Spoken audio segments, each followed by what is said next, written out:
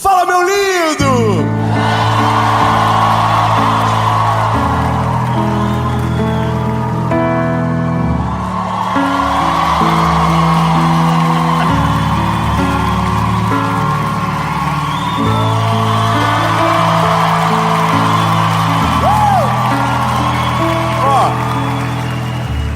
A gente não combinou.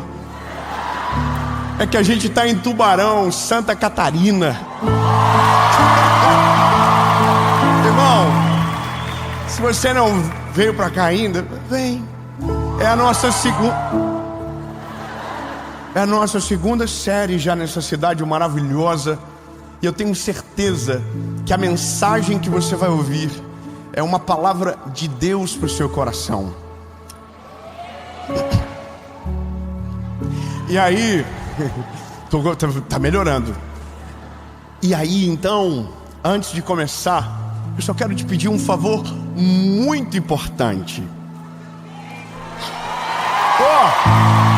Curte o vídeo,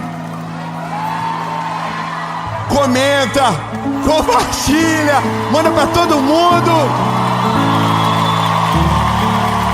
E é isso aí, compartilha. E o negócio, meu Deus, nossa, não pode esquecer disso. Nós estamos chegando na marca dos 10 milhões de inscritos. Glória a Deus. Então, meu lindo, se você não é inscrito ainda, se inscreve, ativa o sininho.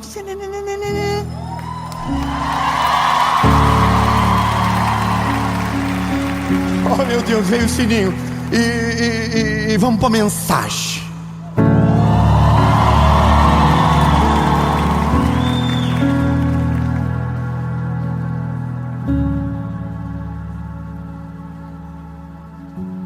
A mensagem é uma promessa. Eu vou ser claro. Se você entender a realidade do que Deus tem para você através dessa mensagem, eu quero declarar sobre você, de maneira profética, você, a sua casa, a sua família não serão abalados. Eu vou melhorar, não importa a circunstância, não importa o tamanho da tempestade, não importa o que vier, você não será abalado. Mas veja, para que isso se torne a nossa realidade, a gente precisa entender o princípio que nos assegura a firmeza no meio das tempestades da vida. Eu confesso para você que alguns textos da Bíblia demoram para fazer sentido para nós, talvez pelo tempo, talvez pela maturidade, talvez pela convicção, pela fé.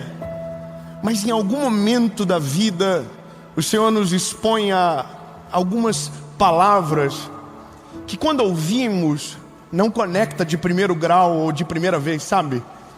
Mas quando o tempo passa, algumas coisas mudam dentro do nosso coração e a gente lembra da mesma passagem e diz: entendi, era sobre isso.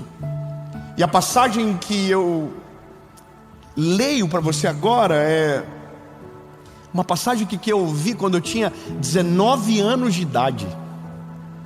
E no dia que eu ouvi, estava tão difícil a minha vida, que não fazia sentido para mim naquele momento. O texto é Salmos 125. Eu vou ler para você. Os que confiam no Senhor são como os montes de Sião, que não se abalam, mas permanecem para sempre. Assim como os montes estão em volta de Jerusalém, o Senhor está em volta do seu povo, Obrigado, André, só você entendeu. Eu acho que nós vamos para Curitiba gravar essa série. Essa mensagem a gente deixa para lá. Irmão, eu vou dizer de novo: os que confiam no Senhor são como os montes de Sião, que não se abalam, mas permanecem para sempre. Assim como os montes que rodeiam Jerusalém, assim é o Senhor Deus em volta do seu povo. Veja, é porque é uma promessa difícil de crer. Que fé é essa? Que mesmo vindo a tempestade, eu não me abalo. Veja, a palavra abalar, ela é sobre estremecer, é sobre perder as forças. E se tem uma coisa que nós, seres humanos, perdemos, é as forças. E talvez isso é mais parte do nosso dia, perder as forças, do que ser verdadeiramente forte. Mas quando eu vejo o salmista dizendo que os que confiam no Senhor são como os montes de Sião, eu sou meio nerd assim. E quando eu li isso, depois de muito tempo e já ter amadurecido na minha fé, eu fui ver o que é o monte de Sião. Que monte é esse que o salmista está falando? Que montes são esses que rodeiam Jerusalém e que simbolizam essa proteção divina sobre nós? E uma das coisas que me marcaram quando eu estava nesse caminho para entender, porque é isso que eu quero. Eu quero viver uma vida onde, mesmo em meio às provações, eu permaneça de pé. Porque quando você casa, não é mais só você, agora é uma esposa que depende de você, é um marido que depende de você. Só que aí vem os filhos, e agora não é mais só uma mulher, agora são crianças que olham para você, e você não pode esmorecer, você não pode parar, você não pode enfraquecer. Porque se você enfraquece todos que estão com você. Uma casa enfraquecida é uma casa à beira da ruína. E aí, meu lindo, antes de entender a promessa, eu quero só que você reflita uma coisa: montes não mudam de lugar, montes não desaparecem facilmente. Eu vou ser mais claro: se você passar hoje num lugar e tiver uma árvore plantada, frondosa, cheia de frutos, talvez daqui 50 anos você passe e ela esteja lá ainda, mas talvez a chuva não caiu como deveria, o vento soprou forte demais, uma tempestade gerou uma descarga elétrica e destruiu, e aquilo que você viu foi destruído. Agora, um monte não. Se você passar na frente de um grande morro hoje, os seus netos irão ver o morro, os seus bisnetos irão ver o morro. Lindo, eu vou melhorar. Se você for no Everest hoje, ele está lá. Mas se você fosse há 100 anos atrás, ele estaria lá. E se os seus tataranetos forem lá, ele vai estar lá. Porque monte é sinal de permanência. Então, quando Deus está falando sobre os montes de Sião, é porque hoje, mais de 2000 anos, se você for em Israel, lá está o monte Sião de pé. Oh, meu lindo, eu quero que você entenda, não é sobre o monte Sião, é sobre você. Não, eu vou melhorar. Fala para o irmão que está do lado: é um monte você. Se você confiar no Senhor, você vai prevalecer, você vai se estabelecer, você não vai ruir, você não vai...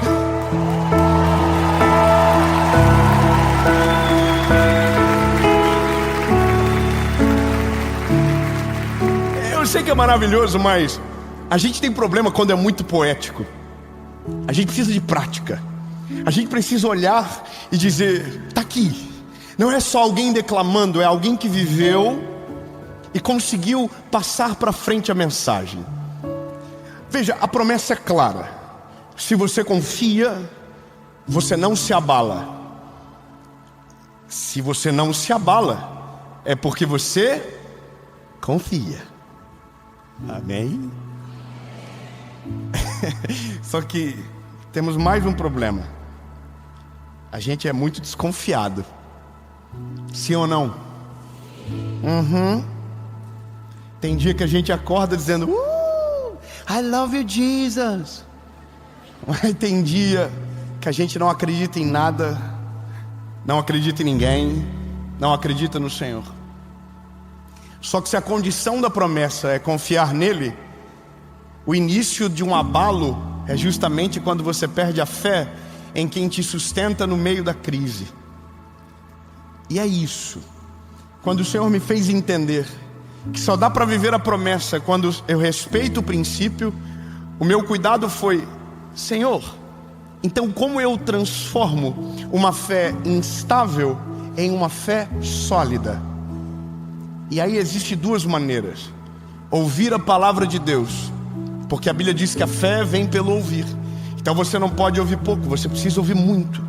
Você precisa ouvir todos os dias, você precisa buscar todos os dias. E isso vai fortalecendo a sua fé, isso vai amadurecendo você. Mas tem uma outra coisa: experiência com Deus. Quando você tem experiência com Deus, no dia da crise, você tem uma memória poderosa dentro de você, que diz: o mesmo Deus que esteve comigo, está comigo ainda, não abandonou, está do meu lado. Então, nele eu posso todas as coisas. Entende? A prática do texto, para mim, uma das histórias mais marcantes da Bíblia, porque sou pai e tenho uma menina além dos dois garotos, é o texto de Jairo. E eu vou ler rapidamente para você. Marcos capítulo 5, verso 34 diz: e ele disse: filha, a tua fé te salvou, vá em paz. Esse é um outro milagre. É um milagre que antecede a uma notícia. Aí a Bíblia diz: enquanto ele ainda falava para a mulher, vieram alguns da casa dos governantes da sinagoga, a quem disseram: a tua filha está morta, porque ainda incomodas o mestre. Mas Jesus tão logo ouviu essas palavras e disse ao governante da sinagoga: não temas, crê somente. Posso ouvir só um amém? Não tenha medo, continue crendo. E ele não permitiu que nenhum homem o seguisse a partir de então, senão Pedro, Tiago e João, o irmão de Tiago. E tendo chegado à casa do governante da sinagoga, viu o alvoroço e os que choravam e pranteavam muito. E ele, entrando, disse-lhes: por que vocês estão chorando? E a menina não está morta, ela apenas está dormindo. Amém, porque não é você. Irmão, amém, porque não é a gente na pele. Amém, porque não é a nossa filha. A história para mim é muito clara. Eu consigo ver acontecendo com os meus olhos. Se eu fechar os olhos, eu vejo a cena. Um pai angustiado, um pai desesperado, com uma menina de 12 anos dentro de casa morrendo.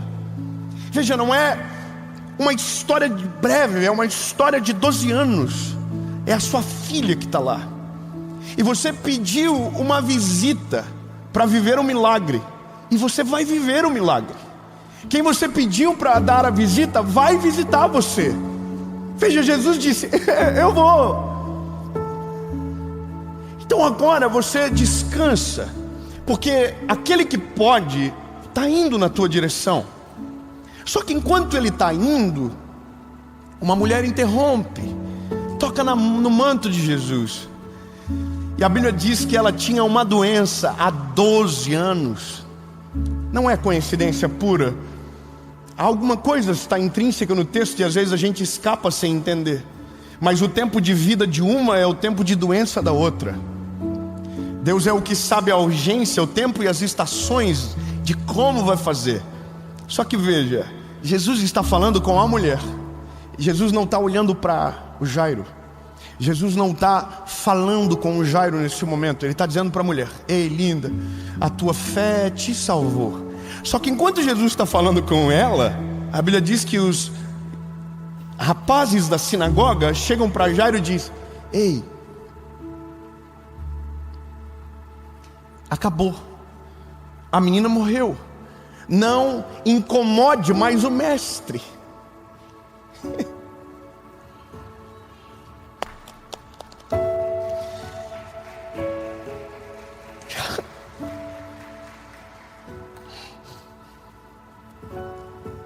Eu sou pai. Se alguém diz para mim, diz: cara, não adianta mais, acabou, a Serena foi embora. Eu consigo imaginar a aflição do Jairo momentânea de desespero. Só que a Bíblia diz que Jesus se mete numa conversa que não é com ele.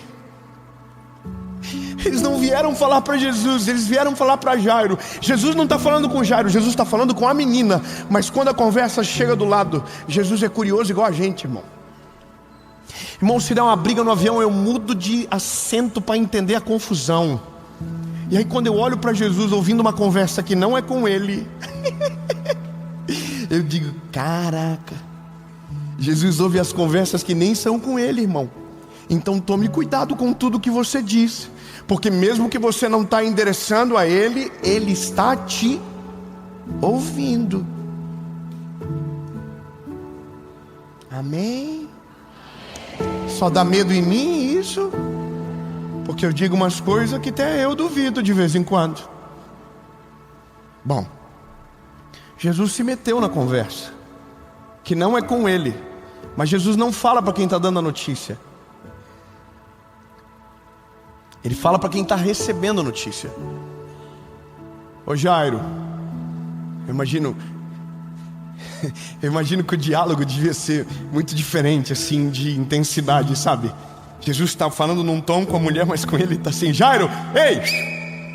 Aí o Jairo, provavelmente com o olho correndo lágrima, provavelmente com o coração acelerado, a mão suando. Jesus disse para ele: ei Jairo, olha para mim, não se desespere. Aleluia. Eu vou melhorar até você começar a viver junto comigo. Ei, Jesus está dizendo para ele: ei, não se desespere. Não, eu vou melhorar. Eu vou lembrar do Salmo 125 verso 2. No 125 verso 1 ele diz: os que confiam no Senhor são como os montes de Sião. Mas no verso 2 diz: e assim como os montes que estão ao redor de Jerusalém, assim é o Senhor guardando o seu povo. Veja, a conversa não está no monte, a conversa está no centro da cidade, está na vida de Jairo. Só que quando Deus, através de Jesus, diz: ei, crê somente, é os montes que guardam Jerusalém.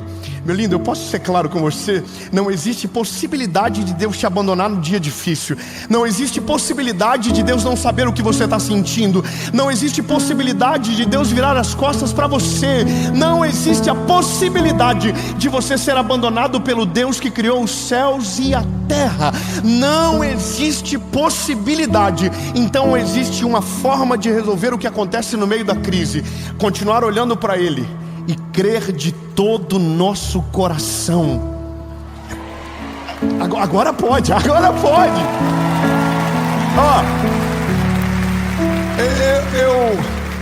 eu começo a entender o que vai acontecer, porque se conheço o Deus que está na história, eu já sei como a história termina.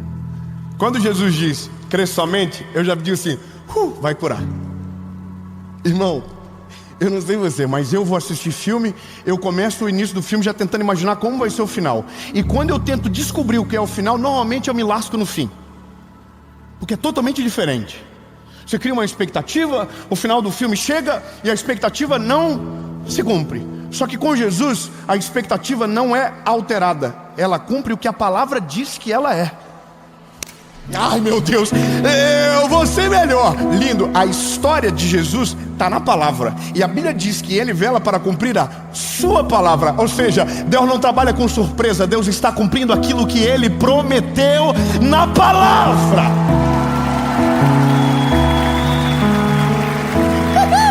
Agora, então, quando é com Jesus, Ele diz: ei, olha para mim, cresça somente. Eu aqui digo: vai curar. Só que agora a menina morreu, o Jairo está desesperado, e Jesus diz: ei, bora, vamos junto, vamos lá. Não vem ninguém comigo, a multidão toda assim: mas eu queria ver. Sai fora. Tem horas na vida que é melhor que Jesus tire todo mundo de perto, para que não tenha poder de fazer a gente desacreditar do que Ele tem poder para fazer na nossa vida. É como se Ele fizesse assim, colocasse a mão em nós, e todo mundo que a gente viu a vida toda desaparece do nosso lado, porque Ele está chegando para fazer o milagre. Ele está blindando o teu coração. Quando Jesus diz: olha para mim, Ele diz: não olha para quem está te dando a notícia, olha para mim, Jairo. Às vezes a gente está muito mais preocupado com o diagnóstico do que com o poder que Deus tem para fazer todas as coisas. Às vezes a gente está olhando muito mais para as notícias, para a crise que é iminente, mais do que para o Deus que pode fazer todas as coisas. E esse é o nosso problema, o nosso olhar não está nele. Então não tem como viver o Salmo 125, porque o nosso olhar não está nele. E tem mais um problema: quando a notícia chega, a primeira coisa que ela rouba da gente é a nossa alegria. E quando perdemos a nossa alegria, nós perdemos tudo. Nós não conseguimos mais crer, nós azedamos, nós amarguramos.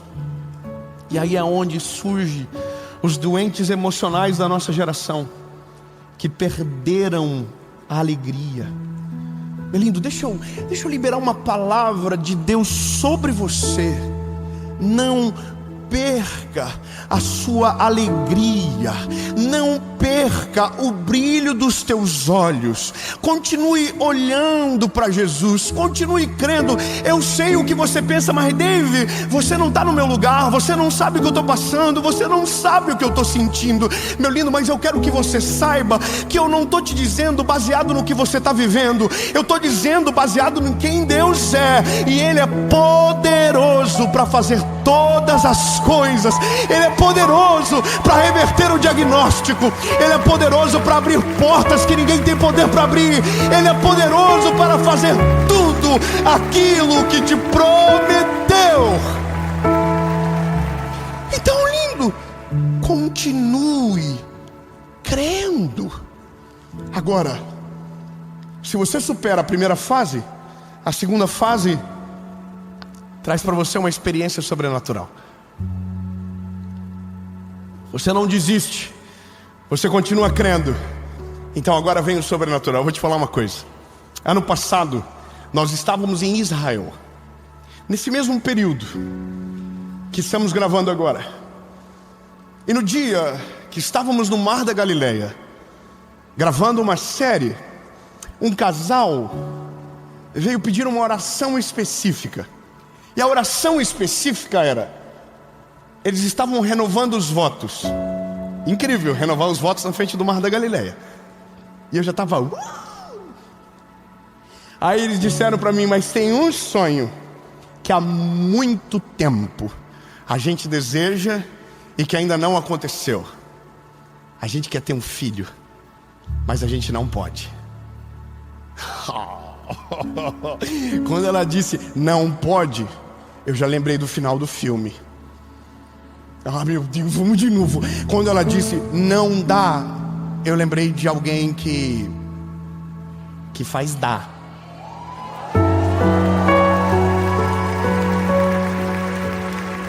Aí, irmão, eu confesso pra você que eu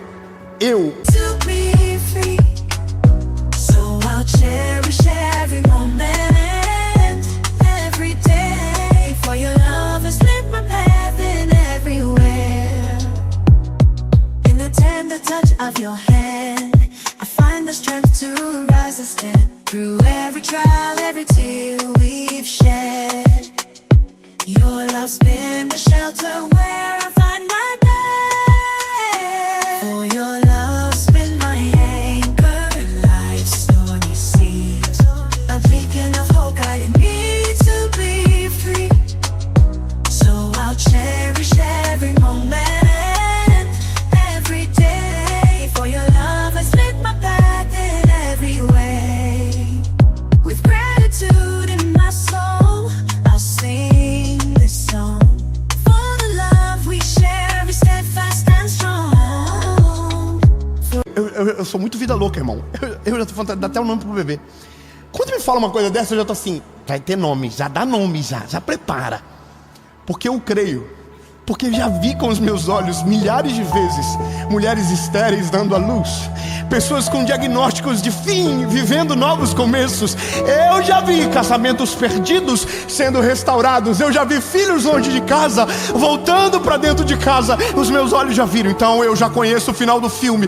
Se você olhar para o Senhor, continuar crendo, Ele vai passar na tua casa. E quando Ele chegar na tua casa, quem estiver chorando vai parar de chorar. E Ele vai olhar para a cama e vai dizer: Talita cumi, ei menina, levanta.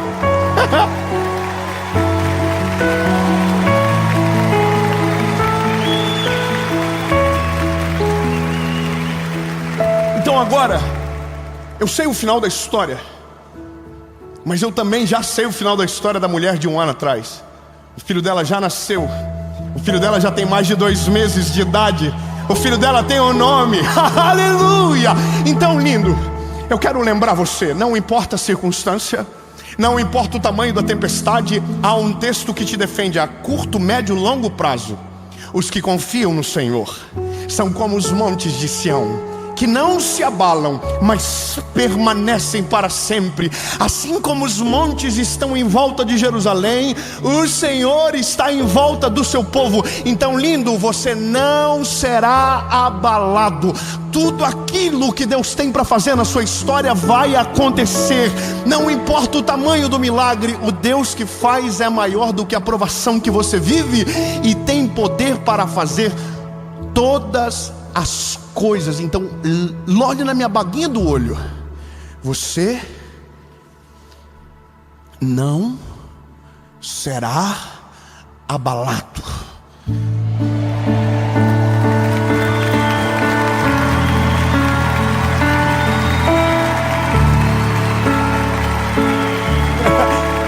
Jesus, eu quero crer, Senhor, que agora tem gente voltando a crer, voltando a olhar nos teus olhos, voltando a dizer: Jesus, então pode. Jesus, então dá. Jesus, então é possível. Tudo é possível para o que crer. Aleluia. Só tem uma forma de um monte mudar de lugar.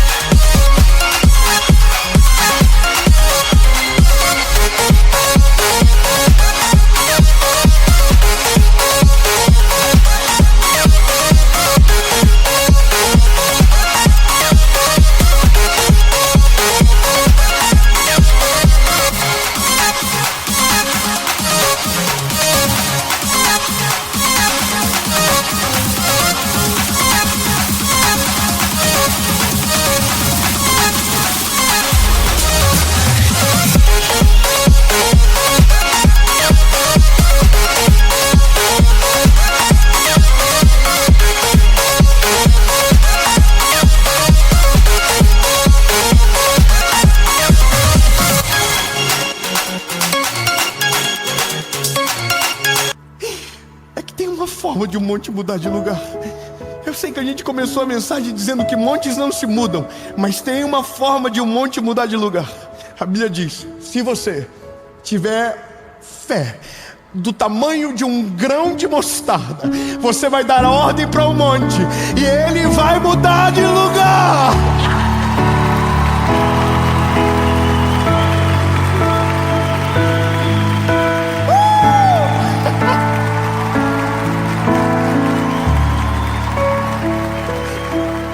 Oh, aleluia! Milagres, Senhor, estão chegando sobre a vida dos teus filhos.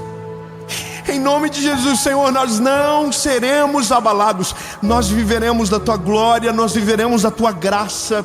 Nós veremos com os nossos olhos aquilo que estava perdido voltar à vida. Nós olharemos e veremos e testemunharemos do Teu favor e do Teu agir, Senhor. Pode levantar céus e terra, mas aquilo que o Senhor tem sobre nós vai acontecer no nome de Jesus.